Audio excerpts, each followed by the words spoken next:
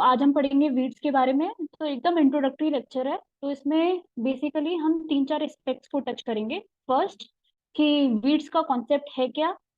दूसरा, basic definitions उसके बारे में, सम इम्पोर्टेंट फैक्ट्स, और क्यों वीट की इतनी प्रेजेंस है, क्यों हम आज वीट्स के बारे में डिस्कस कर रहे हैं, उसकी इंपॉर्टेंस क्या है, उसके हार्मफुल इफेक्ट्स क्या हैं, और उसके बेनिफिशियल एस्पेक्ट्स क्या हैं। तो बिल्कुल जैसा कि सर ने बोला कि हम बेसिक से एडवांस्ड की तरफ जाएंगे। तो ऐसा नहीं मिलेगा आपको, एकदम पिन पॉइंटर्स नहीं मिलेंगे, बट हम थोड़े कॉन्सेप्ट के को साथ लेते हुए आगे बढ़ेंगे। क्योंकि जैसा कि आपने अभी आपको पता नहीं आइडिया हो या नहीं हो, लेकिन अभी पिछले साल जो ईआरएस का पेपर हुआ था, तो उसमें बहुत कॉन्सेप्चुअल क्वेश्चंस भी आए थे, और ऐसे क्वेश्चंस आए थे जो बिल्कुल भी एक्सपेक्टेड नहीं थे। तो इसीलिए कॉन्सेप्ट को साथ लेते हुए with objective type questions also kind of. Okay, so आप सब आई बिलीव कि एग्रोनॉमी वाले होंगे, तो वीड्स के बारे में कुछ आइडिया किसी को, लाइक बेसिक डेफिनेशन क्या कॉन्सेप्ट है कुछ, anybody?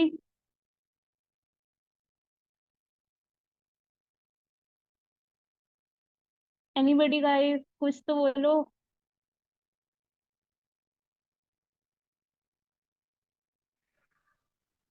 Like, are you able to follow me? Like, are you like, can you all hear me? Ma'am. Yes ma'am. Okay. So be little responsive, no? मतलब कहीं ऐसा It ना is हो a कि मैं पूरा unwanted plant लेक्चर or खुद ही plant. को पढ़ा रही हूँ। Very good, good initiative. Anybody else? किसी और को कुछ बोलना है? ऐसा ना हो कि एंड में, लेक्चर के एंड में मैं खुद ही को पढ़ा रही हूँ, हाँ। तो थोड़ा रिस्पॉन्सिव मैं एक्सपेक्ट करती हूँ कि आप लोग थोड़ा ज्यादा रिस्पॉन्स करें by the end of this lecture also and in between also. ठीक है, so let's start this lecture. Okay, तो बेसिकली जो वीड्स का जो कॉन्सेप्ट है वो बहुत ही ज्यादा सब्जेक्टिव है। लाइक इट में वेरी अक्रॉस पर्सन, लोगों पे डिपेंड करता है, लोकेशंस, जगह पे डिपेंड करता है, एंड सीजन्स ऑल्सो। लाइक मौसम के साथ या टाइम के साथ वीड्स का जो कॉन्सेप्ट है वो वेरी करता है। अब कैसे वेरी करेगा? पहला एक इम्पॉर्टेंट पॉइंट है कि कोई भी प्लांट, ऐसा पॉसिबल हो सकता है कि वो अनडिजायरेबल हो to a person but useful to others. मतलब कोई भी प्लांट अगर मेरे लिए वीड हो, तो जरूरी नहीं है आपके लिए भी वीड हो। जैसे फॉर एग्जाम्पल क्या हुआ, इकॉर्निया क्रासिप्स। इकॉर्निया क्रासिप्स जिसको हम बोलते हैं वाटर हाइसेंट, या फिर हिंदी में क्या बोलते हैं इसको, जल कुंभी। तो अगर ये किसी एक्वेटिक एरिया में या लेक्स और पॉन्ड्स पे लोअर डेंसिटीज पे प्रेजेंट है, तो वो क्या करेगा, जो भी लोग वहां पे घूमने आए हैं उनको एक अट्रैक्शन की तरह, सोर्स ऑफ अट्रैक्शन होगा उनके लिए।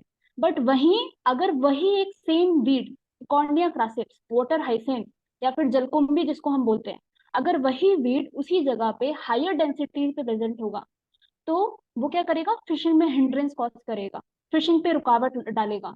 या फिर अगर कोई बोटमैन होगा जो वहां पे बोटिंग कर रहा होगा, बोटिंग करवा रहा होगा, उसकी बोटिंग स्मूथ नहीं हो पाएगी, तो उसके लिए क्या होगा, वो वीड होगा। तो जितने भी सिटी ड्वेलर्स हैं जो वहां पे घूमने आए हैं, उनके लिए तो बहुत सोर्स ऑफ अट्रैक्शन है, एक ऑर्नामेंटल प्लांट हुआ।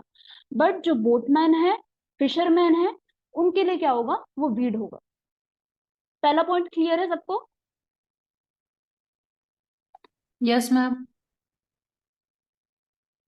ओके, नाउ सेकंड क्या हो सकता है, कि कोई plant, it may be an undesirable plant in one place but not in another place. तो ऐसा हो सकता है कि कोई प्लांट राइस के फील्ड में अगर इकाइनोक्लोआ क्रसगेली है, तो वहां तो वो वीड हो सकती है। बट वही इकाइनोक्लोआ क्रसगेली अगर किसी और फील्ड में होगी, जहां पे वो फील्ड एकदम फैलो है, बैरन है, तो वहां पे वो वीड कंसिडर नहीं, मतलब नहीं होगी। क्यों? क्योंकि वहां पे ह्यूमन इंटरफेरेंस नहीं है, वहां पे कोई मतलब ही नहीं है। ऐसे ही फॉर एग्जाम्पल, अगर हमारा मेज का फील्ड है, तो मेज के फील्ड में हमने सोरघम को अगर इंटेंशनली सो नहीं किया है, और वहां पे सोरघम खुद से हो रही है, तो सोरघम क्या करेगी, मेज की इल्ड को अफेक्ट करेगी, मेज की ग्रोथ के साथ अफेक्ट करेगी, और compete करेगी न्यूट्रिएंट्स के लिए, वाटर के लिए, स्पेस के लिए, सनलाइट के लिए। तो वहां पे सोरघम जो होगी वो वीट की तरह एक्ट करेगी। अब वहीं अगर सोरघम का अपना एक फील्ड होगा तो वहां पे वो वीड नहीं होगी, बट सोरघम अगर मेस के फील्ड में हो रही है तो वहां पे वो वीड की तरह एक्ट करेगी। और कोई मुझे बता सकता है ऐसी वीड्स को क्या बोलते हैं, ऐसी क्रॉप्स को वीड्स को क्या बोलते हैं, या ऐसी क्रॉप्स को क्या बोलते हैं जो सेम सीजन वाली होती है और किसी और के फील्ड में ग्रो करती हैं?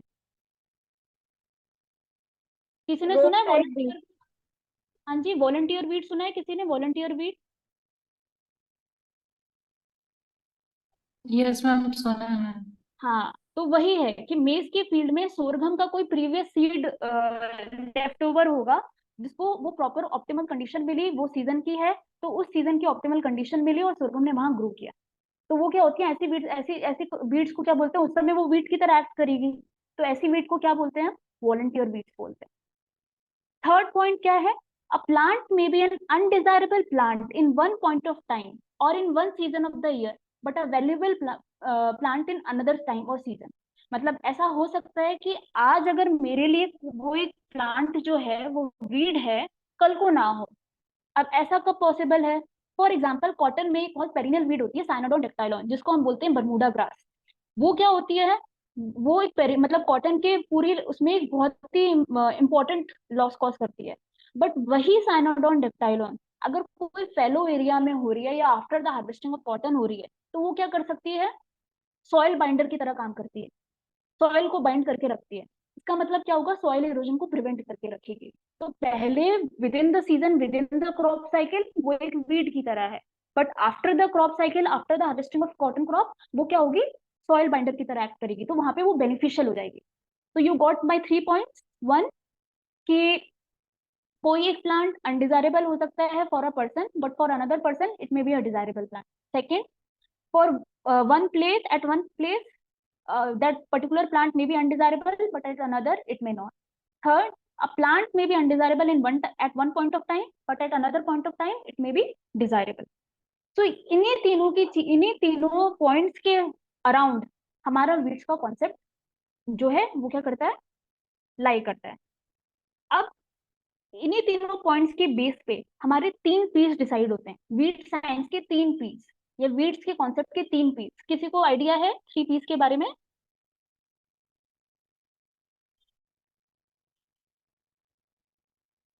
एनीबडी?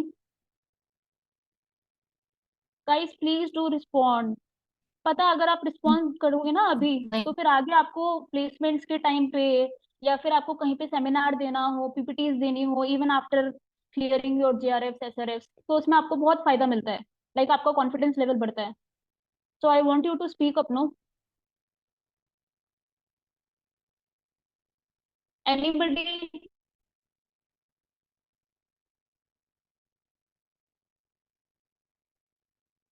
अभिनव, अफसाना, आर्या, चरण सिंह चौधरी, कोई तो बोलो।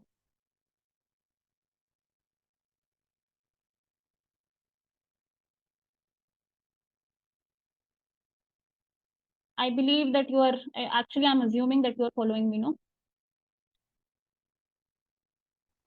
मैम नहीं So जानते हैं basically, CP के बारे हाँ जी, में। मैम नहीं जानते हैं 3P के बारे में। तो बेसिकली 3 पीस होते हैं। 3 पीस होते हैं। पहला पी होता है प्लांट। तो जब वीड जो होगा जिसको हम कैरेक्टराइज करेंगे, वो बेसिकली कोई भी प्लांट की स्पीशीज होगी। दूसरा होगा प्लेस। प्लेस मतलब कि जैसे कि मैंने एग्जांपल दिया कि एक प्लेस पे वो मेरे लिए वीड की तरह हो सकती है, बट वो अगर दूसरे प्लेस पे होगी तो वो वीड नहीं कैरेक्टराइज हो सकती है। तीसरा क्या है? परसेप्शन। परसेप्शन मतलब कि अगर मेरे लिए वो वीड है, जरूरी नहीं है आपके लिए वो वीड हो। जैसा मैंने एग्जांपल दिया था इकॉर्निया क्रासिप्स वाला, सिटी ड्वेलर्स के लिए वो वीड नहीं है, बट जब फिशरमैन की बात है, बोटमैन की बात है, तो फिर वो वीड कैरेक्टराइज होगी। ठीक है, अब आते हैं बेसिक डेफिनेशन के बारे में। तो ये बेसिक डेफिनेशन इसलिए मैं आज आपको पढ़ा रही हूँ क्योंकि कभी कभी ऐसा क्वेश्चन होता है कि आपको डेफिनेशन दी होती है और आपको बोला होता है कि ये किस साइंटिस्ट ने दी है या फिर किस सोसाइटी ने दी है। तो ये जो weed science society of America है, यूरोपियन वीड रिसर्च सोसाइटी है, ये बहुत रिनाउंड सोसाइटीज हैं। तो इनकी डेफिनेशन कभी कभी आती है, तो आपको ऐसे रटने की जरूरत नहीं है, बट आपको कीवर्ड्स पता होने चाहिए कि कौन सी डेफिनेशन में कौन से कीवर्ड्स हैं और वो उस कीवर्ड्स को आप रिलेट कर सकते हैं उस सोसाइटी से। ओके, सो पहला है weed science society of America ने दिया है कि they have defined weed as a plant growing where it is not desired, मतलब जहाँ पे नहीं होना चाहिए, जहाँ पे हम नहीं चाहते हैं वहां पे हो। जैसे राइस का फील्ड है, राइस में हम चाहते हैं सिर्फ राइस हो, राइस के अलावा एकाइनोक्लोरोकोलोना ना हो, रसगेली ना हो, तो वहां पे अगर वो चीजें हो रही हैं तो वहां पे वो वीड्स कहलाएंगे। तो weed science society of America वाली वीड डेफिनेशन में आपको ये याद रखना है, growing where it is not desired, तो उन्होंने डिजायर्ड वर्ड का यूज किया है। ऐसे ही यूरोपियन वीड रिसर्च सोसाइटी ने बताया है कि वीड्स जो हैं वो प्लांट हैं या वो वेजिटेशन है जिसमें फंगस बिल्कुल नहीं आती है, और वो इंटरफेयर करते हैं विद द ऑब्जेक्टिव्स और the requirement of the people. अब रिक्वायरमेंट ऑफ द पीपल क्या है हमारे लिए, हम क्या है, जैसे बीइंग एन एग्रोनॉमिस्ट हमारा मेन मोटिव क्या है, यील्ड है।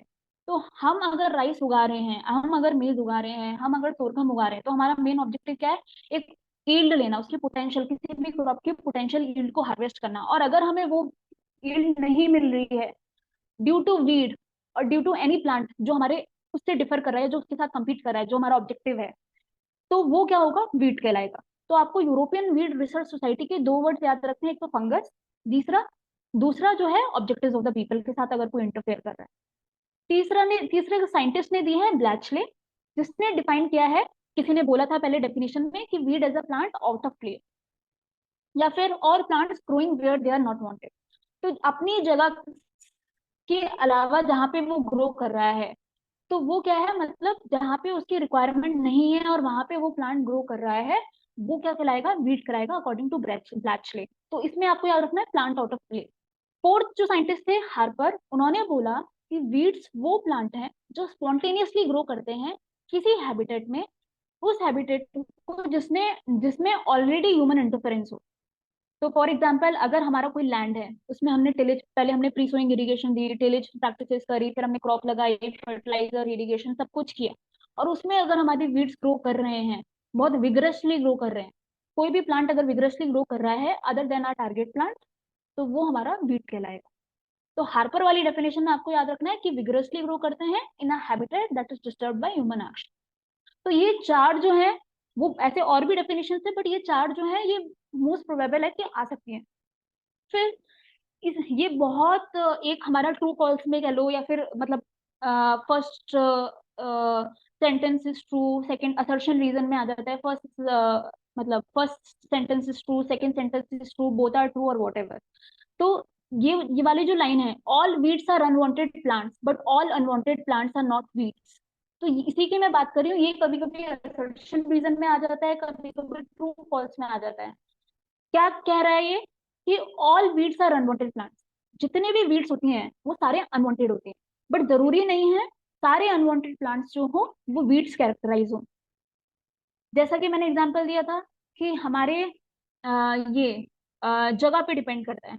तो अगर हमारा जगह जो है वो अगर क्रॉप फील्ड है, वहां पे हमारे जितने भी अनवांटेड प्लांट्स हैं वो सारे, जितने भी हमारी जो हैं जो भी हम डिफर कर रही हैं, वो जितनी भी वीड्स होंगी वो सारी अनवांटेड प्लांट्स होंगी, बट जरूरी नहीं है अनवांटेड प्लांट्स जो है वो सारी वीड्स हो।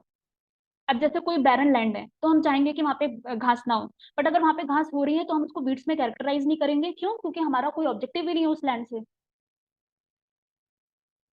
कोई हमारा ऑब्जेक्टिव ही नहीं है, वो एक खाली है, वहां पे घास हो रही है, वो हमारी किसी भी ऑब्जेक्टिव को हिंडर नहीं कर रही है। और मतलब वो वीड्स तभी कहलाएंगे जब हमारे हमारे ह्यूमन इंटरफेरेंस में कोई भी हैबिटेट है जिसमें ह्यूमन का इंटरफेरेंस है, और वो हमारे ह्यूमन जो भी हमारा ऑब्जेक्टिव है, जिस ऑब्जेक्टिव से हमने वो एक्सपेरिमेंट या हमने वो फील्ड पे सारी चीजें प्लान कर रही है, अगर उसको वो हिंडर कर रही हो, वो प्लांट्स हिंडर कर रहे हो, तभी वो वीड्स कहलाएंगे। I hope you are following me.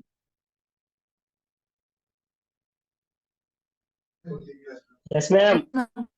Okay, thank you, कितने तो बोला इतनी जोर से, एनर्जेटिकली। ओके, तो अभी तक यहाँ तक हमने बात करी कि वीड्स का क्या कॉन्सेप्ट है, वीड्स की बेसिक डेफिनेशंस क्या हैं। अब हम बात करेंगे इंपॉर्टेंट फैक्ट्स, जो बहुत चांसेस हैं एग्जाम्स में पूछ भी लेते हैं, अलग अलग तरीकों से पूछते हैं। जैसे इसमें हम सोसाइटीज के बारे में पढ़ेंगे, कौन सी सोसाइटी कौन से रिसर्च जर्नल्स पब्लिश करती है, फिर कौन सी हमारी दो मेजर वीड्स हैं, वर्स्ट वीड्स कौन सी हैं, किसने सबसे पहले वीड्स को इंट्रोड्यूस कराया था अपने लिटरेचर में, तो ये सब के बारे में पढ़ेंगे। तो सबसे पहला पॉइंट आता है कि वीड्स का जो इंसेप्शन हुआ है अर्थ में, वो ऐसा लिटरेचर में रिपोर्ट किया है अराउंड 10,000 BC। ओके, अब मेन जो सेंटर है वीट साइंस का, national research centre for wheat science, ये कहाँ पे लोकेटेड है? जबलपुर में। तो कभी कभी आ जाता है एनआरसी वीट साइंस कहाँ पे? जबलपुर में। या फिर वो कब स्टैब्लिश हुआ है? तो कब स्टैब्लिश हुआ है? 22 अप्रैल 1989। तो एनआरसी वीट साइंस जो बना है वो 22 अप्रैल 1989 में बना है, और वो फर्दर अपग्रेड हुआ है 2 बारी। पहला अपग्रेडेशन हुआ है उसका, किसके नाम से हुआ है? Directorate of weed science research के नाम से। कब हुआ है? 23 जनवरी 2009 पे। फिर दूसरा अपग्रेडेशन हुआ है 2014 पे। किस नाम से हुआ है? Directorate of weed research. तो पहला हमारा एनआरसी वीट साइंस के नाम से हुआ, मतलब एनआरसी वीट साइंस जबलपुर सबसे पहली बार आया है 22 अप्रैल 1989 पे, जो फर्दर अपग्रेड हुआ है डायरेक्टरेट वीट साइंस रिसर्च 23 जनवरी 2009 पे, और उसके बाद फर्दर अपग्रेड हुआ है 2014 पे with the name directorate of weed research. तो अभी प्रेजेंट में नाम क्या है? Directorate of weed research. कहाँ पे सिचुएटेड है? जबलपुर। कभी कभी ये क्वेश्चन भी आ सकता है कि फाउंडर डायरेक्टर कौन है एनआरसी वीट साइंस के, या जिसको हम बोलते हैं डायरेक्टरेट वीट रिसर्च के। तो जब ये इंसेप्शन हुआ था इसका, जब ये आया था, तब जो डायरेक्टर थे वो थे डॉक्टर वीएम भान। कौन थे? डॉक्टर वीएम भान। कोई मुझे बता सकता है प्रेजेंट डायरेक्टर कौन है डायरेक्टरेट वीट रिसर्च के? Anybody?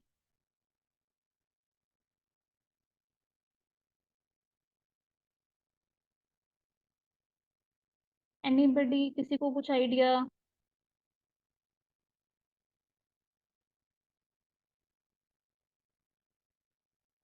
So this will like I am giving you as your homework. आप जब भी नेक्स्ट लेक्चर होगी, if you wish to continue for this course, for this coaching institute, तो I expect कि आप जब next lecture होगा तो आप ये लेके आएंगे। तो कभी कभी पूछ लेते हैं present director of NRC weed science कौन है। ओके, फिर अब हम बात करते हैं एक्रेप। एक्रेप क्या होता है? All India coordinated research project.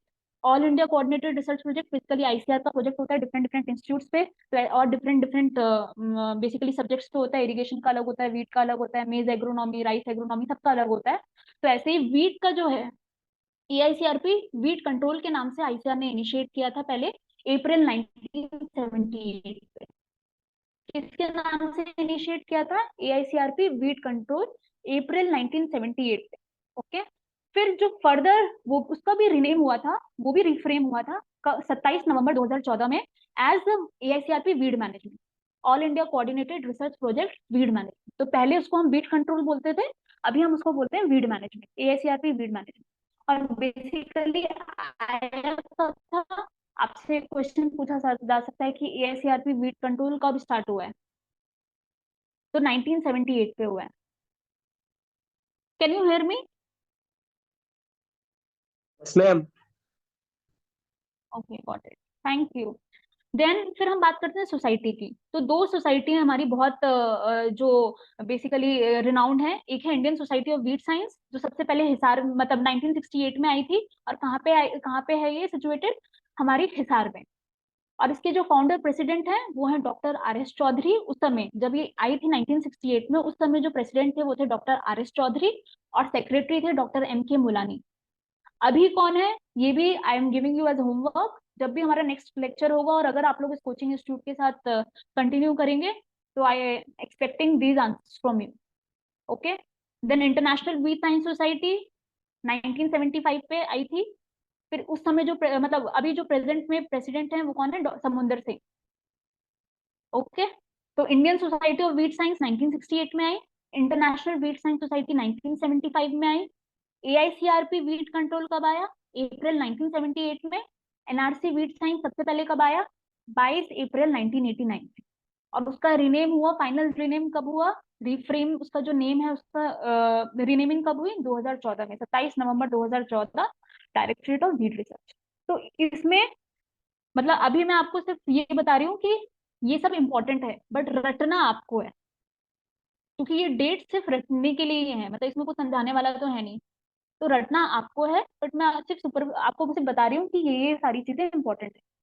फिर कभी कभी पूछ लिए जाते हैं कि कौन से जो जर्नल्स हैं वो कौन सी सोसाइटी पब्लिश कर रही है। तो wheat science society of America जो है वो 3 जर्नल्स पब्लिश करती है। पहला वीट साइंस, दूसरा wheat technology, third invasive plant science and management. पहला कौन सा है? वीट साइंस, दूसरा वीट टेक्नोलॉजी, थर्ड है invasive plant science and management. Okay,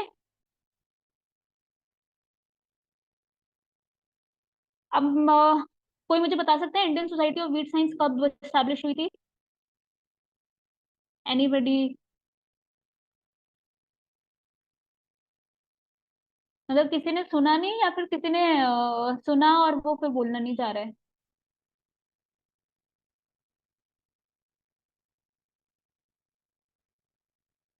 anybody, कुछ तो बोलो। Divya, Jaya. 1968 in Jabalpur Madhya Pradesh. Indian society of weed science है हिसार में, डायरेक्टरेट ऑफ वीट रिसर्च है जबलपुर में। Year you said right, year 1968 है। Indian society of weed science है हिसार में, डायरेक्टरेट ऑफ वीट रिसर्च है जबलपुर। एंड ईयर राइट है। Ma'am what is the difference between both?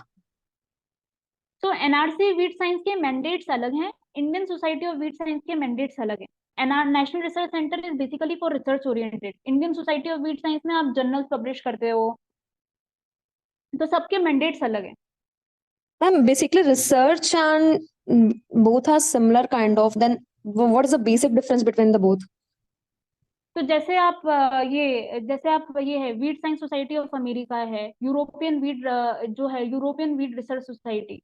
तो ये क्या है हमारी, बेसिकली ये इनका काम क्या है, ये रिसर्च ओरिएंटेड भी होते हैं, बट इनके साथ है कि जर्नल्स भी पब्लिश करते हैं। लेकिन जो डायरेक्टरेट वीट रिसर्च है, ये बेसिकली आईसीआर का मेन जो है सेंटर, डायरेक्टरेट वीट रिसर्च, ये बेसिकली रिसर्च ओरिएंटेड ही है। जैसे हर किसी के अपने अपने रिसर्च सेंटर्स होते हैं ना, Yes, ma'am. तो जैसे आपका ये हो गया एनआरसी वीट साइंस है, ऐसे अलग अलग क्रॉप्स के हैं, ऐसे ग्रेप्स हो गया। ठीक है, तो ये सब बेसिकली रिसर्च के ओरिएंटेड है, बट रिसर्च के साथ जो पब्लिकेशन भी करते हैं। डिफरेंट डिफरेंट सोसाइटी, जैसे आपके कॉलेज में भी सोसाइटी है राइट, एग्रोनॉमी सोसाइटी, मतलब एग्रीकल्चर की अपनी सोसाइटी होगी, अलग उसकी अलग सोसाइटी होगी। तो ये क्या है, इनके मैंडेट्स अलग अलग हो जाते हैं। तो ये जो डायरेक्टरेट वीट रिसर्च है, ये पर्टिकुलरली है कि रिसर्च ओरिएंटेड ही है नेशनल लेवल पे। These both institute are basically work on the weeds only, or they are working on in the another like no no no, crops or weeds something? Only, weeds only. Okay, okay. Thank you, ma'am. Solely dedicated है weeds के लिए, but इनके mandates अलग अलग है। Mandates in the sense? Mandates मतलब objectives अलग अलग हैं। मतलब एनआरसी वीट साइंस जो होंगी, उसके ऑब्जेक्टिव्स अलग होंगे।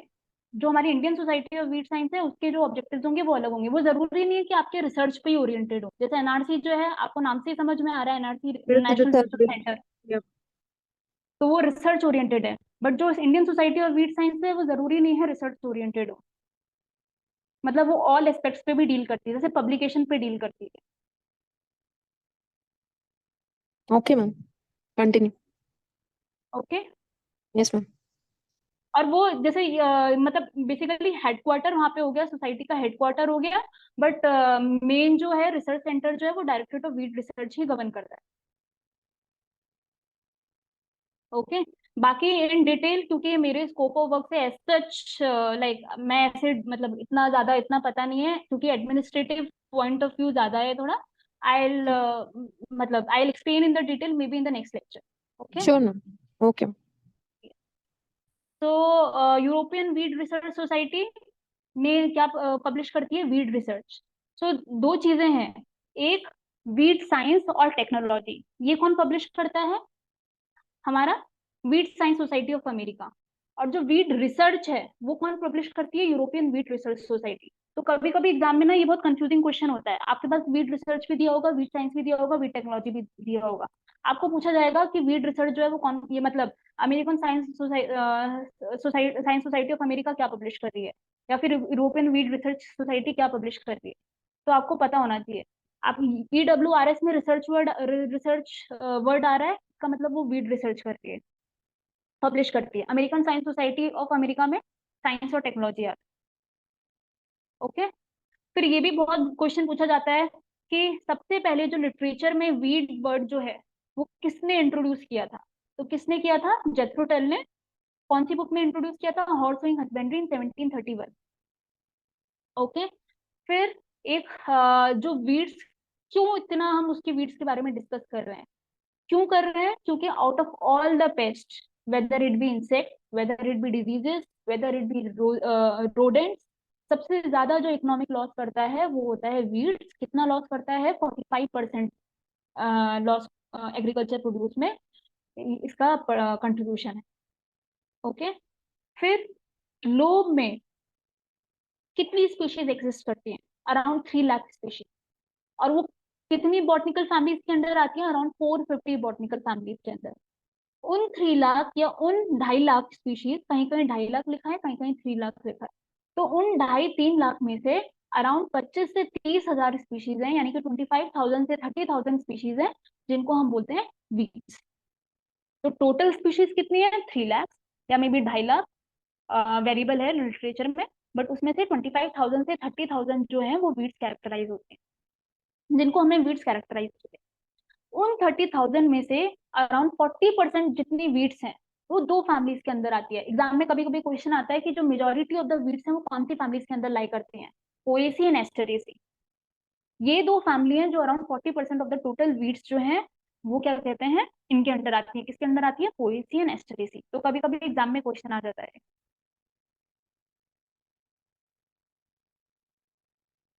फिर वहां हमने पढ़ा कि जो हमारी 30,000 स्पीशीज हैं वो हमारी वीड्स को हम उसको कैरेक्टराइज करते हैं। फिर उसमें से भी जो 200 टू 250 हैं वो हमारी सीरियस वीड्स होती हैं, सीरियस वीड्स। और उन सीरियस वीड्स जो हैं वो कौन सी फैमिली के लिए मेजोरिटी आती है? पोएसी फैमिली के अंदर आती है। तो वहां हमने पढ़ा था कि हमारी जो 30,000 की जो 40% स्पीशीज हैं वो पोएसी और एस्टरेसी में आती हैं। फिर जो 30,000 में से जो 200 और 250 जो जिनको कैरेक्टराइज किया है सीरियस वीड्स पे, उनकी जो मेजोरिटी वीड्स हैं वो कहाँ पे आती है? पोएसी फैमिली में आती है। फिर उसके बाद एक साइंटिस्ट आया, हॉल मेटॉल। हॉल और उसके जो कोवर्कर थे साथ में, उन्होंने 1977 पे उन्होंने बताया कि हमारे वर्ल्ड में अराउंड 76 वर्स्ट वीड्स हैं, खतरनाक वीड्स हैं। 76 वर्स्ट वीड्स हैं जो कितनी फैमिलीज के अंदर लाई करती हैं? 30 बॉटनिकल फैमिलीज के अंदर लाई करती हैं। और वो जो 30 बॉटनिकल फैमिलीज हैं उसमें से 5 मेजर फैमिलीज हैं। कौन कौन सी? Poaceae, Solanaceae, Convolvulaceae, Euphorbiaceae and Fabaceae. और यही 5 फैमिलीज जिनमें मेजर वर्स्ट वीड्स आती हैं, वर्स्ट वीड्स आती हैं, वो ही 5 फैमिलीज जो होती हैं 75% जो है वर्ल्ड की फूड सप्लाई में उनका कॉन्ट्रीब्यूशन।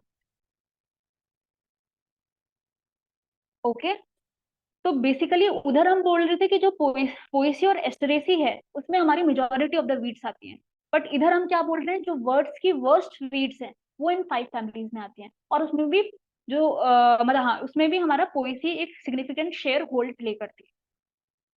फिर आता है हॉल ने, ये जो हमारी 1978 में इन्होंने पॉइंट किया था कि ये जो हमारी प्राइमरी वीड्स हैं उसमें से 44 पेरिनियल्स हैं, 56% एनुअल्स हैं। आई होप आप लोगों को पेरिनियल्स और एनुअल्स का मतलब पता हो। पेरिनियल मतलब जो राउंड द ईयर ग्रो करते हैं, और एनुअल्स मतलब किसी वन सीजन पे उनकी ग्रोथ होती है और फिर वो खत्म हो जाते हैं। तो 44% पेरिनियल है, 56% एनुअल है। और इनमें से 35 ओवरऑल लेवल पे 35% ग्रासेस है, 7% ब्रॉडलीफ है, 6% सेजेस है, 2% फर्न्स है। मतलब ब्रॉडलीफ वीड्स का शेयर जो है वो ज्यादा है। फिर उसके बाद उन्होंने बताया, उन्होंने 1982 में दोबारा उसको डिफरेंशिएट किया in terrestrial and aquatic weeds. Terrestrial में उन्होंने बताया कि 69% ब्रॉडलीफ है, 6% सेजेस है, 23% ग्रासेस है। एक्वेटिक में उन्होंने 60% मोनोकॉट्स। मोनोकॉट्स जो है ग्रासेस ही होती है, डाइकॉट्स होती है हमारी ब्रॉडलीफ, और फिर उन्होंने बोला फर्न्स। तो यहाँ पे जो इंपॉर्टेंट फैक्ट्स हैं इसमें सोसाइटीज के नाम बहुत इंपॉर्टेंट है, जर्नल्स के नाम बहुत इंपॉर्टेंट है, कौन सी सोसाइटी उनको पब्लिश कर रही है, फाउंडिंग डायरेक्टर, प्रेजेंट डायरेक्टर, ये बहुत इंपॉर्टेंट है, कौन सी फैमिली के अंदर मेजोरिटी ऑफ द वीड्स आती हैं, और किसने क्लासिफाई किया था वर्स्ट वीड। 76 वर्स्ट वीड किसने दी थी? हॉल ने दी थी 1977 में। किसने दी थी? हॉल ने दी थी वर्स्ट वीड, 76 वर्स्ट वीड।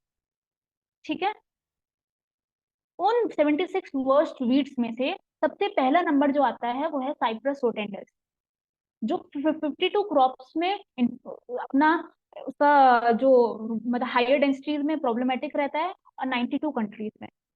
तो ये I think like 2 to 3 years पहले ये क्वेश्चन आया था, इवन ARS नेट पे भी आ चुका है ये क्वेश्चन, कि जो साइप्रस रोटेंडस है वो कितनी क्रॉप्स में और कितनी कंट्रीज में उसका इन्फेस्टेशन है या प्रॉब्लमेटिक है। तो उसमें क्रॉप्स और कंट्रीज की अलग अलग डिजिट्स थी, जैसे for example 52 crops in 92 countries, 40 crops in 80 countries, 50 crops in 82 countries, like wise. तो 4 ऑप्शन थे, तो उसमें बच्चे बहुत ज्यादा कंफ्यूज करते हैं। तो पहली चीज हमेशा याद रखना, क्रॉप्स की जो डिजिट होगी वो कम होगी as compare to country. Countries मतलब कंट्रीज अगर 92 है तो क्रॉप्स उससे कम ही होंगी, 52, 40, 80 ऐसे होंगी। दूसरी चीज आपको टिप्स में होना चाहिए, 52 crops in 92 countries Cyperus rotundus, 40 crops in 80 countries Cynodon dactylon. ये दो वीट के मेजोरिटी पूछे जाते हैं क्वेश्चन, और ये एक बार नहीं आए, ये 2-3 बार रिपीट हुआ है। Cyperus rotundus 52 crops in 92 country, Cynodon dactylon 40 crops in 80 country. तो पहला जो स्टैंड है, पहला जो रैंक है वो है साइप्रस रोटेंडस का। सेकंड रैंक जो है वो किसका है, हमारा Cynodon dactylon. I hope by now I am clear. तो अब Yes. कोई मुझे बता सकता है हमारा मतलब किसने हमें सीरियस वीड्स, जो वर्स्ट वीड्स हैं वो किसने कैरेक्टराइज करी थी, कौन से साइंटिस्ट ने?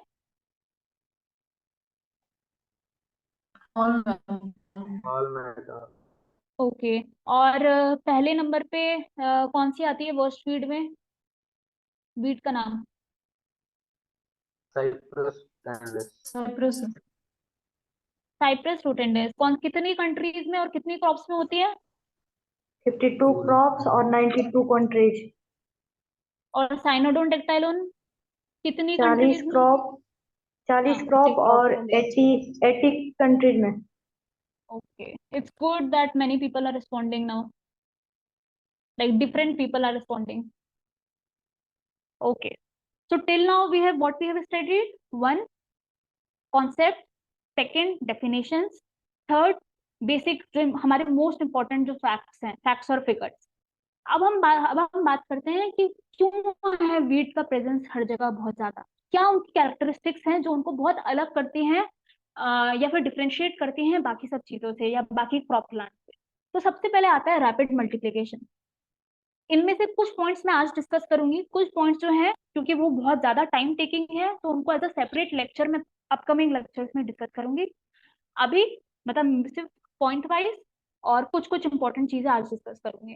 रैपिड मल्टीप्लिकेशन, तो वीड्स जैसा कि है कि हमारा सेक्सुअल रिप्रोडक्शन बाय सीड से भी होती है और हमारे एसेक्सुअल यानी कि वेजिटेटिव प्रोपोगेशन से भी होती है, उनका मल्टीप्लिकेशन रैपिड होता है। जैसे साइनोडोन डेक्टाइलोन है, दूब है, दूब। तो लॉन में तुमने देखा होगा हम जगह जगह लगाते हैं और फिर वो अपने आप ही मल्टीप्लाई होती रहती है। क्यों होती रहती है? क्योंकि वो रनर्स के थ्रू होती है, तो उनका मल्टीप्लिकेशन बहुत रैपिड है। फिर जैसे हमारी दूसरी होगी साइप्रस रोटेंडस। ये साइप्रस की जितनी भी स्पीशीज हैं वो किससे होती है? नट्स से होती हैं। सोरगम किससे होता है? राइजोम से होता है। तो वो बहुत जल्दी रैपिडली मल्टीप्लाई करते हैं। तो लॉन का जो है, लॉन में हम दूब ग्रास लगाते हैं जगह जगह, बट वो अपने आप ही मल्टीप्लाई कर देती है। तो वो एक एग्जाम्पल है रैपिड मल्टीप्लिकेशन का। इवन कॉटन में भी अगर साइनोडोन डिक्टाइलोन होती है, एक बार निकालो फिर आ जाती है, दूसरी बार निकालो फिर आ जाती है, तो बहुत रैपिडली मल्टीप्लाई होती है। दूसरी कैरेक्टरिस्टिक क्या है? Easily dispersible seed. Wheat seeds है, उनका वेट बहुत स्मॉल होता है, तो वो हवा के साथ या फिर मैकेनिकली मतलब मशीन्स के साथ भी चला जाता है, वाटर के साथ चला जाता है, बर्ड्स उनको ले जाती हैं, तो बहुत ही ज्यादा इजीली डिस्पर्सिबल हो जाता है। कुछ कुछ भी जैसे एक मतलब वीड्स हैं जिसमें सेंसर मैकेनिज्म भी होता है, जिसको हम पढ़ेंगे आगे जब मैं डिस्पर्सिबल सीड्स की एक अलग से लेक्चर दूंगी। फिर use seed bank with variable dormancy. अब यूज सीड बैंक क्या है? अब मान लो हमारी फील्ड में फेलरिस माइनर हो रही है, तो फेलरिस माइनर का मान लो सीड प्रोडक्शन हो गया। अब सीड प्रोडक्शन हो गया तो ऐसा हो सकता है कि वो नेक्स्ट सीजन फिर आए, उनके सीड्स जो हैं वो सॉइल में डिपोजिट हो गए, नेक्स्ट सीजन में फिर आए। कुछ सीड्स ऐसे हो सकते हैं जो अगले नेक्स्ट सीजन में आए, जैसे फॉर एग्जाम्पल कॉटन में है, कॉटन में होती है हमारी तांडा, मधाना, स्वाम। ये तीनों ही हमारी क्या है? फोटोप्लास्टिक, फोटो पीरियड की रिक्वायरमेंट है, यानी कि फोटोप्लास्टिक्स। इनकी जब फोटो पीरियड की रिक्वायरमेंट अराउंड 12 आवर्स अगर वो फुलफिल होती है तभी ये जर्मिनेट करते हैं, अगर 12 आवर्स फुलफिल नहीं हुए तो ये डोरमेंट रहते हैं। तो इनकी बहुत वेरिएबल डोरमेंसी है। अब ये विद इन द सीजन भी डिफरेंट फ्लशेस में जर्मिनेट कर सकती है। मान लो कोई शुरुआत, सीजन के शुरुआत में जर्मिनेट हुई, अपनी लाइफ साइकिल खत्म कर दी, फिर ऐसा हो सकता है कुछ फ्लशेस जो होती है उसकी सीजन के मिड में आ रही है, कुछ फ्लशेस हो रही है सीजन के एंड में आ रही है। क्यों? क्योंकि जब उनकी रिक्वायरमेंट पूरी हो रही है, जब उनकी कंजीनियल कंडीशन आ रही है, तब वो इमर्ज कर रही है। तो उनका सीड बैंक बहुत है, वेरिएबल डोरमेंसी है। तीसरा क्या है, अब डोरमेंसी कैसे हो सकती है, कोई ऐसी वीड्स होती है जिनका हार्ड सीड कोट हो, जब वो सीड कोट ब्रेक होगा बाय मैकेनिकल मीन्स और किसी के थ्रू, तो तब वो इमर्ज करेंगे। कोई चीज ऐसी हो सकती है जिनको लाइट की, जैसे मैंने एग्जांपल दिया, तानला मधाना सोन, डाइजेरा आर्वेंसिस, इकाइनोफ्लोआ कोलोना एंड डेक्टाइलोक्टेनियम इजिप्शियम, जिसको हम क्रोफुट ग्रास बोलते हैं। इनकी लाइट की रिक्वायरमेंट होती है। जब इनको 12 आवर या 8 to 12 आवर फोटो पीरियड मिलती है, लाइट मिलती है, तभी ये इमर्ज करेंगे। तो वो सीजन के पहले पहले उसमें मिल जाए, सीजन के मिड में मिल जाए, सीजन के एंड में मिल जाए। फिर फोर्थ पॉइंट आता है हाई प्लास्टिसिटी। हाई प्लास्टिसिटी मतलब कि ये बहुत इन्वायरमेंट, मतलब वेरिएबल इन्वायरमेंट कंडीशन में बहुत ज्यादा अपने आप को अडॉप्ट कर लेती है। क्रॉप जो है वो एकदम से मर जाएंगी, बट वीड्स जो होती है वो अपने आप को अडॉप्ट कर लेती है। फिर इनकी विग्रस ग्रोथ होती है। विग्रस ग्रोथ मतलब कि ये मेजोरिटी ऑफ द वीड्स ज्यादातर C4 होते हैं। दूसरी चीज, ये इनकी कम्पिटिटिव एबिलिटी बहुत ज्यादा होती है, न्यूट्रिएंट को हार्नेस जल्दी कर लेते हैं, वाटर को हार्नेस जल्दी कर देते हैं। विग्रस ग्रोथ होती है। तो अगर क्रॉप जैसे कॉटन है, कॉटन स्लो ग्रोइंग क्रॉप है, तो 60 दिन लगते हैं। शुगर केन क्या है, वो भी स्लो ग्रोइंग है, उसको बहुत टाइम लगता है एस्टैब्लिश होने में फील्ड में। तो बाय द टाइम जितने भी वीड्स हैं, उनकी रिस्पेक्टिव वीड्स हैं, वो उसका एडवांटेज लेती हैं और वो जो है सारे एरिया में फैल जाती हैं और फिर क्रॉप को इकोनॉमिक लॉस करती है। फिर मिमिक्री आती है। मिमिक्री मतलब कि बहुत सारे ऐसे वीड्स होते हैं जो क्रॉप को मिमिक करते हैं। वो फिनोटिपिक वेजिटेटिव लेवल पे भी, मॉर्फोलॉजिकल भी मिमिक कर सकती हैं, सीड लेवल पे भी मिमिक्री कर सकती हैं, और मेच्योरिटी टाइम पे के लिए भी मिमिक्री कर सकती हैं। फिर आती है एग्रेसिवनेस। एग्रेसिवनेस कैसे, Parthenium hysterophorus, I hope that you all no.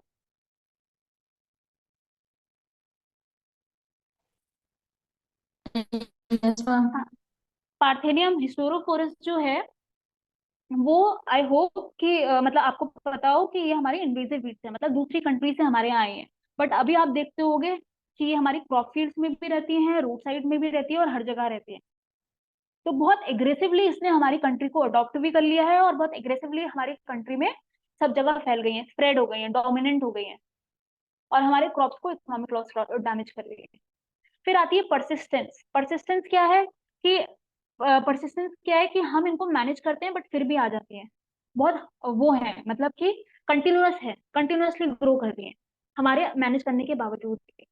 Tolerance और रेजिस्टेंस, ये क्या है, हमने मान लो एक हर्बिसाइड है, सेम मोड ऑफ एक्शन का डाला, या क्रॉपिंग सिस्टम है, rice wheat rice wheat rice wheat लेते रहे, तो वीड्स क्या होंगी, उसको अडॉप्ट कर लेंगी, उन पे एक रेजिस्टेंस आ जाएगा और फिर वो डोमिनेट करेगी।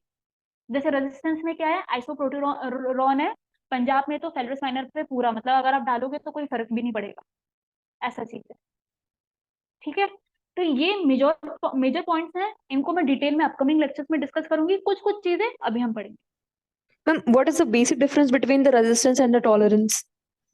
तो टॉलरेंस में क्या होता है, it is a temporary. Resistance तो अगर आपका मतलब टॉलरेंस में क्या हो गया कि आपकी अगर 100% पॉपुलेशन है तो 60% उसको टॉलरेट कर पा रही है। रेजिस्टेंस में क्या हुआ कि आपके मेजोरिटी ऑफ द वीड्स जो है वो रेजिस्ट करते हैं। मतलब टॉलरेंस में हो गया, जैसे हम पेस्ट के केस में पढ़ते हैं, पेस्ट में रेजिस्टेंस मतलब अगर हमने कोई भी हर्बिसाइड डाल दिया, मतलब अगर वो हर्बिसाइड पे सेम मोड ऑफ एक्शन में डाल दिया, तो हमारी वीड्स ग्रो ही नहीं होंगी। बट टॉलरेंस में देयर माइट बी चांसेस कि वीड्स जो है वो मर जाए। समझ गए Like, कि ma'am, like you said, like Phalaris manor is the major in Punjab, so it is tolerance to that. No, it is resistance. Now हम हमारे आइसोप्रोटेरॉन के अलावा हम बहुत अलग अलग जो हम हर्बिसाइड्स हैं वो डालते हैं। मतलब Ma'am, you are what getting. is hello. uh तो if it जी, ma'am, what is the root difference between tolerance and resistance? टॉल What is the root? Tolerance is genetically character ना, और resistance is continuously means continuously application of same type of herbicide, same mode of action, then it will be resistant. But tolerance is genetically okay, like you are tolerant to cold, okay, so that is your genetic character, okay, it's means ये character आप में develop हुआ नहीं है, ठीक है, genetically है आपके अंदर। Okay, So that resistant means, is genetically and tolerant is non-genetically. It depends on the like Tolerance environmental factors kind of. tolerance is a means genetic character. I told you na. Genetic means it is Okay. kind of heredity. Okay, but resistance is a develop. Okay, जैसे कोई Yeah. बीट continuously same mode of action की herbicide छिड़को उसमें तो वो क्या हो जाता है, रेजिस्टेंस हो जाता है कि नहीं? तो ये होता है difference between So like Phalaris Phalaris minor is not a tolerant, it's a resistant because continuously application of isoproteron okay तो उसकी वजह से क्या हो गया, रेजिस्टेंस हो गया। वो हर्बिसाइड्स अगर स्प्रे करें आइसोप्रोटेरॉन तो ये बीड किल नहीं होगा क्योंकि इसने रेजिस्टेंस डेवलप कर ली है। Got it? मतलब जैसे ये हो गया कि हमारा जैसे पंजाब के केस में जैसे मैंने एग्जांपल दिया कि अगर हमारी जो ये है फेलरिस माइनर है, तो फेलरिस माइनर में अगर हमने आइसोप्रोटेरॉन की जो डोज है, स्टैंडर्ड डोज है, अगर हमने वो अपनी फेलरिस माइनर पे डाला तो तब भी फेलरिस माइनर जो है वो ग्रो करेगी, मतलब वो किल नहीं होने वाली। क्यों? क्योंकि उसने रेजिस्टेंस कर लिया, क्योंकि हम राइस फीड जो है, हाँ मतलब राइस फीड है पंजाब का बहुत ही प्रोमिनेंट, मतलब मेजर जो है rice feed cropping system 13.5 million hectare, उसका जो मेजोरिटी एरिया है वो बेसिकली पंजाब में ही है। मतलब इंडो गैंगेटिक प्लेन्स है, उसमें भी पंजाब जो है उसका मेजर चंक कवर करता है। तो यहाँ पे क्या है, major cropping system rice wheat है, तो क्रॉपिंग सिस्टम भी है, सेम प्रैक्टिसेस हम फॉलो कर रहे हैं, सेम केमिकल्स यूज कर रहे हैं with same mode of action. तो उससे क्या हो रहा है कि अब जो हमारी फेलरिस माइनर है उसने अपने आप को उस केमिकल से अडॉप्ट कर लिया है, और अब हम चाहे उसको कितनी डोज में डाल दें अब उस पर कोई फर्क ही नहीं पड़ रहा है। तो अब क्या कर तो रहे हैं, मैम हम what if artificial chemicals recommend कर रहे हैं। okay ma'am what if we change the cropping pattern and system and if still it grows like that then it work देखो on that or not? सो अगर हम cropping pattern change करें, मतलब अगर हम राइस फीड की जगह अगर हम कोई भी राइस को, अगर हम राइस की प्लेस में कोई और खरीफ क्रॉप ले रहे हैं या वीट की प्लेस में कोई और खरीफ क्रॉप ले रहे हैं, तो फेलरिस माइनर की जो डेंसिटी है, पहले जिस डेंसिटी पे ग्रो करती थी जरूरी नहीं अब वैसे डेंसिटी पे ग्रो करे, कम होगी। बट अगर हम सेम केमिकल यूज कर रहे हैं आइसोप्रोटेरॉन, अगर हम सेम केमिकल यूज कर रहे हैं फिर भी फेलरिस माइनर में फर्क नहीं पड़ेगा। क्यों? क्योंकि आइसोप्रोटेरॉन हम कंटिन्यूसली काफी सालों से यूज कर रहे हैं और उसका मोड ऑफ एक्शन सेम है। Same. Okay. So you got my point? Yes ma'am. ठीक। that Thank means, you. ma'am, resistant is acquired one and tolerance is genetical one. Yes.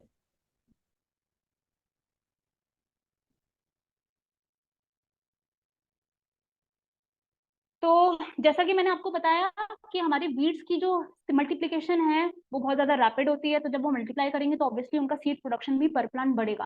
तो एक बहुत इंपॉर्टेंट सेइंग है वीड साइंस में कि 1 year seeding with respect to weeds, 1 year seeding is 7 years weeding. मतलब अगर हमने 1 साल हमारी कोई वीड हुई है तो वो 7 ईयर्स भी अगर उसको लग जाए तब भी उनके जो वीड के सीड्स हैं वो कम नहीं होंगे, मतलब बहुत मुश्किल से कम होता है। तो वीट का जो सीड प्रोडक्शन पर प्लांट है कभी कभी आ जाता है, मतलब आपको 4 वीट दे रखी होंगी, सीड्स दे रखे होंगे, उसके बाद पूछा होगा फर्स्ट का ए, सेकंड का बी, सी, डी, मतलब उसको काफी उसको शफल करके आपको ऑप्शंस में दिए होंगे। तो आपको इसके लिए सीड प्रोडक्शन याद करना बहुत जरूरी है, स्पेशली मेजर वीड्स का। जैसे एमेरेंथस का आपको याद करना चाहिए। एमेरेंथस क्या होती है? चौलाई होती है, जंगली चौलाई, एमेरेंथस स्पाइनोसस, जिसके कितने होते हैं 2,35,000 सीड प्रोडक्शन पर प्लांट होते हैं। चिनोपोडियम अल्बा जिसको हम हिंदी में बोलते हैं बथुआ, ये क्या होती है 72,000 सीड प्रोडक्शन पर प्लांट होता है। थर्ड स्ट्राइगा एशियाटिका, ये हमारी 90,000 सीड्स प्रोड्यूस करती है पर प्लांट।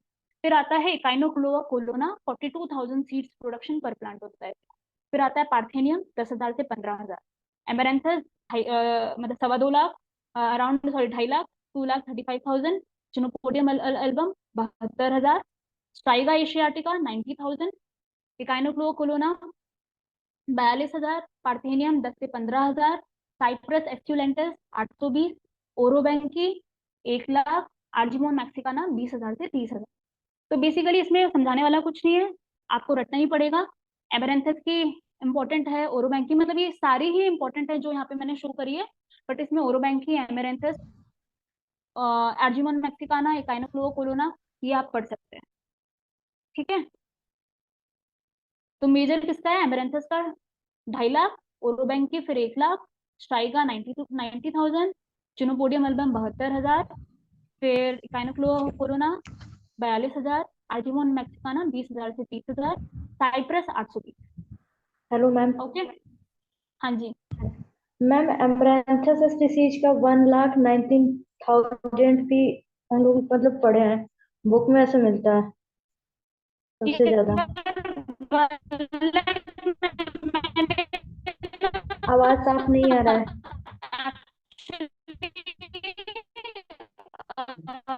मैम आवाज कट हो रही है, सुनाई नहीं दे रहा सही से। से रेफर किया है। Hello, my voice is Audible? Yes yes hello ma'am. Hello hello.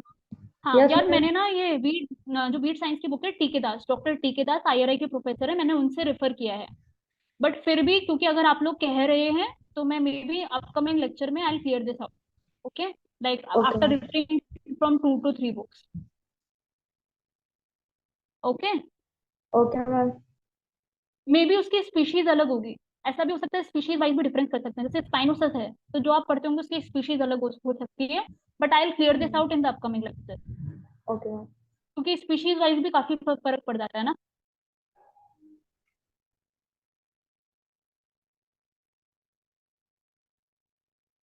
फिर जैसा कि मैंने बताया कि हमारी जो वीड्स होती हैं वो विग्रस ग्रोथ करती हैं काफी, और बहुत ज्यादा compete करती हैं हमारी क्रॉप प्लांट के साथ। मतलब ये वाटर भी बहुत जल्दी एक्सट्रैक्ट करती हैं, ज्यादा अमाउंट में एक्सट्रैक्ट करती हैं, न्यूट्रिएंट्स भी बहुत ज्यादा अमाउंट में एक्सट्रैक्ट करती हैं और जल्दी एक्सट्रैक्ट करती हैं, क्योंकि बहुत विग्रस ग्रोथ करती है। तो यहाँ पे आपको कभी कभी पूछ लिया जाता है transpiration coefficient of different weed. Transpiration coefficient क्या होता है कि for producing equal dry matter, weeds कितना वाटर ट्रांसपायर कर रही है, सॉरी, वीड्स कितना वाटर ट्रांसपायर कर रही है as compare to the crop. मतलब सेम ड्राई मैटर प्रोड्यूस करने के लिए वीड्स को कितना पानी लग रहा है और क्रॉप को कितना पानी लग रहा है। तो जनरली वीड्स को ज्यादा पानी लगता है। तो यहाँ पे ट्रांसपिरेशन कोफिशिएंट दे रखा है मिलीमीटर में। सबसे ज्यादा जो होता है वो होता है ट्राइडेक्स प्रोकम्बंस, सॉरी, कितना होता है 1402 मिलीमीटर। फिर होता है टेप्रोशिया 1108 मिलीमीटर। फिर होता है हमारा साइनोडोन डेक्टाइलॉन 818 मिलीमीटर। इकाइनोक्लोकोलोना फिर आता है डिस्टेरिया सैंगुइनैलिस 696 एंड लाइक वाइज। तो ये बेसिकली आपको रटने ही है, बट मेजर आपको किसका रटना है, ट्राइडेक्स का पता होना चाहिए, 1402 इसका हाईएस्ट होता है। फिर टेप्रोशिया 1108। ठीक है, फिर आप एमरेंसिस का भी याद कर सकते हो 338।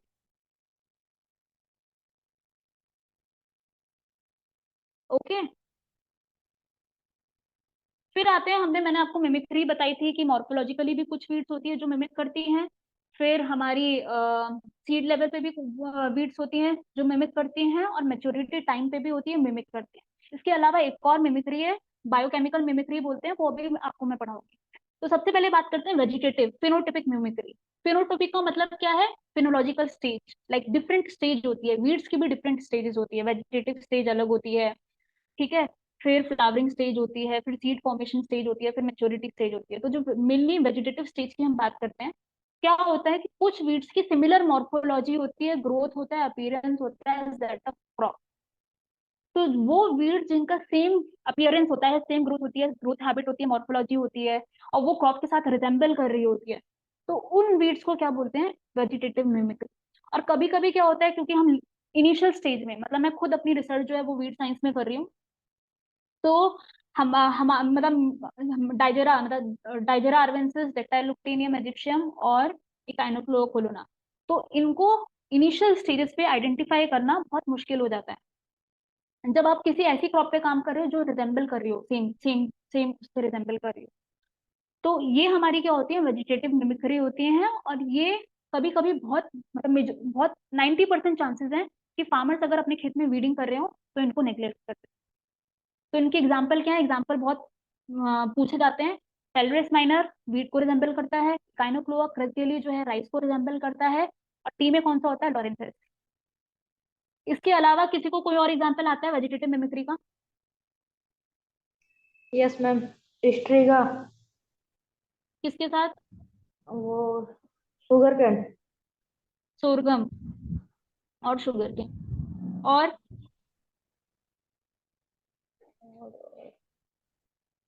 एनीबडी? मैम sorghum Wheat में and maize. नो, सोरगम और मेज की अपनी अपनी मॉर्फोलॉजी अलग होती है, थोड़े डिफरेंशिएटिंग होते हैं। मैं वीट्स की बात कर रही हूँ, मेजर वीट्स। Ma'am, जैसे Avena sativa, Avena fatua in which crop? Ma'am wheat में भी होता है। हाँ, वेरी गुड। तो इसके एग्जांपल्स पूछ लिए जाते हैं कि फेल्विस माइनर वीट पे होता है, लॉरेंथस। ये भी पूछ लिया जाता है टी की इंपॉर्टेंट वीट कौन सी है। टी की इंपॉर्टेंट वीट कौन सी है? लॉरेंथस। ये पता होना चाहिए आपको।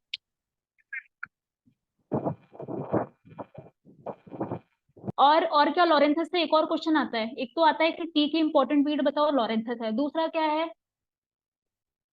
वो सुना है, hemi stem parasite, holo stem parasite, Yes, total ma'am. Total stem Total and parasite, partial. Partial stem parasite. Loranthus कौन सी है? Hemistem parasite. राइट। चलो, फिर हम पढ़ते हैं सीड मिमिक्री। सीड मिमिक्री क्या होती है? कुछ ऐसे सीड्स होते हैं जो सिमिलर होते हैं शेप में, साइज में और वेट में to that of crop seed. और यही वीड्स को हम क्या बोलते हैं? सैटेलाइट वीड्स भी बोलते हैं। और इस पूरे फिनोमेना को क्या बोलते हैं? Seed mimicry. मिमिक्री का मतलब होता है इमिटेशन। तो इमिटेशन क्या है? कि सीड्स सिमिलर हो शेप में, साइज में, वीट में, एज दैट ऑफ क्रॉप, तो वो क्या होंगी? उन वीड्स को हम बोलेंगे सैटेलाइट वीड्स बोलेंगे। और वो जो फिनोमेना है, जिस जिस तरीके से वो इमिटेट कर रहे हैं, वो क्या कहलाएगी? सीड मिमिक्री कहलाएगी। तो इसके जो तीन मेजर मैंने यहाँ पे एग्जांपल लिखे हैं, आर्जिमोन मैक्सिकाना मस्टर्ड में होता है, चिकोरियम एंटाइपस परसीब में होता है, एस्फोडिलस टेन्यूफोलस ये अनियन में होता है। तो आर्जिमोन मैक्सिकाना मस्टर्ड, चिकोरियम एंटाइपस परसीम, ये कभी कभी डायरेक्ट क्वेश्चन आता है कि बरसीम में हम बरसीम जो है उसके सीड्स जो हैं वो किससे एडमिक्सर हो जाते हैं, मतलब उसमें एडमिक्सर किसका होता है? तो और किसका होता जोहाना है? चिकोरियम। मैक्सिकाना। नो, आर्जिमोन मैक्सिकाना का मस्टर्ड में होता है, बरसीम का किसमें होता है? चिकोरियम एंटाइबस। ओके, आर्जिमोन मैक्सिकाना का मस्टर्ड में होगा, चिकोरियम एंटाइबस में जो है उसका जो होगा वो बरसीम में होगा, और एस्पोडेलस टेन्यूफोलस जो होगा उसका अनियन में। एवेना फेतुका भी है ओट के लिए। हाँ, वेरी गुड वेरी गुड। और किसी को कोई एग्जांपल सीड मिमिक्री का? Camellia sativa flax seed. हाँ हाँ, वेरी गुड। और एक और है, मतलब ये मैं बताना चाहती हूँ कि जो चिकोरियम एंटाइबस है बरसीम का, कभी कभी ये आदत है प्रोमिनेंट एग्जांपल ऑफ व्हाट, आपको पता होना चाहिए सीड मिमिक्री। ये भी क्वेश्चन आ सकता है कि बरसीम में किस चीज का एडमिक्सचर होता है? चिकोरियम एंटाइबस। ये भी क्वेश्चन आ सकता है कि चिकोरियम एंटाइबस सीड्स विद बरसीम सीड किसका एग्जांपल है? सीड मिमिक्री, आपको पता होना चाहिए। ठीक है, ओके। हरानी saying can you also say in English ma'am, I can not understand Hindi. Okay. Hello, ma'am. I am new to this meeting. How long will this session extend? Just I'll take maybe 15 minutes more, 10 to 15 minutes, maybe, or like 5 to 10 minutes. And sorry, Harani, I'll talk in English also. I'll ensure that I'll speak both English and Hindi. Okay. In the upcoming lectures, like I think 50 to 60% is over only. I'll try. So now I'll discuss about English. सबको समझ में आता है ना? Like everybody is comfortable in English? Yes, ma'am. Yes ma'am. Okay. So now, Yes, ma'am. okay. So now I'll discuss about chronological mimicry. So till now, what we have studied? We have studied concept, we have studied definition, we have studied important aspects, important facts. We have discussed why the weeds are prominent in agriculture, like what are their characteristics. We have talked about vegetative mimicry. We have talked about seed mimicry. Now we will be talking about chronological mimicry. So chronology का मतलब क्या होता है? Time, with the time. तो या in series. So basically क्या है? Like there are some weeds which mature either along with the crop or earlier than the crop. उसके and because of this, since they mature, those weeds mature along with the crop or earlier than the crop, so they create problem in harvesting, or their separation becomes difficult after the crop harvest. So this is called as chronological mimicry. So weeds which are difficult to separate during the crop harvest or after the crop harvest. Why? Because they'll mature either along with the crop or little earlier than the crop. And visually also it is very difficult to differentiate them. So those weeds are known as, the phenomena is known as chronological mimicry. For example, Phalaris minor. Phalaris minor has almost similar maturity time as that of wheat crop. Hence, they are harvested along with the crop, contaminate the wheat grains, and they are maybe whenever we are going for the next planting or next sowing of the wheat crop. So then there are chances that unintentionally, Phalaris minor also we are sowing in the field. So you got my point?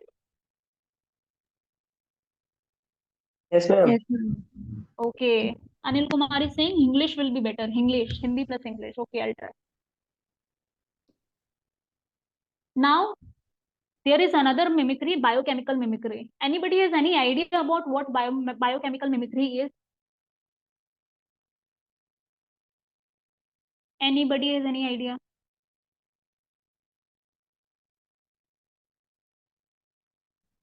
No, ma'am. Okay. So, there is a weed. We are spraying herbicide. So for now, it is like we are able to kill that weed. But same over that particular weed. Then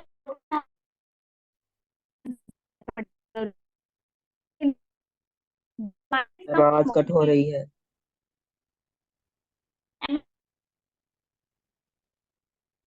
ma'am आवाज नहीं आ रही।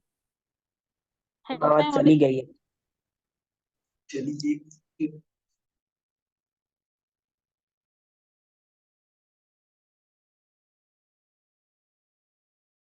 Ma'am, it's not audible, ma'am.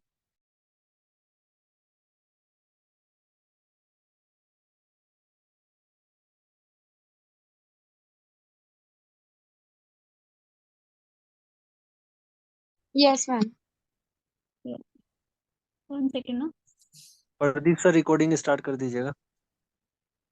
तो यही last है slide, क्योंकि we are also running short of time.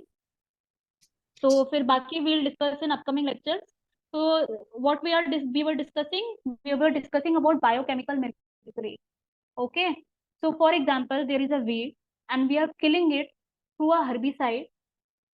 So for once it may kill, for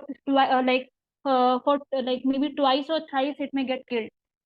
But if we will use that same particular herbicide with same mode of action time and again over that particular weed only, over the same weed only, then what will happen over a period of time inside the weed, there will be certain biochemical and physiological alterations which will lead to the development of resistance of that particular weed to that particular herbicide. तो मैं हिंदी में भी बोल देती हूँ, कोई weed है उसको उस पे हम एक हर्बिसाइड छिड़क रहे हैं with one mod of action. एक बार मरेगा, दूसरी बार मरेगा, तीसरी बार, शायद चौथी बार भी मर जाए। पहले 100% पॉपुलेशन हो रही थी, फिर ऐसा भी हो सकता है कि 75% पॉपुलेशन हमारी मर जाए, फिर ऐसा भी हो सकता है कि हमारी 60% पॉपुलेशन मर जाए, फिर विद टाइम ऐसा भी हो सकता है 30% मर जाए। तो क्या हो रहा है over and time and again, क्या हो रहा है कि अगर हम सेम हर्बिसाइड डाल रहे हैं with same mode of action डाल रहे हैं, तो क्या हो रहा है वीड्स के अंदर एक रेजिस्टेंस डेवलप हो रहा है।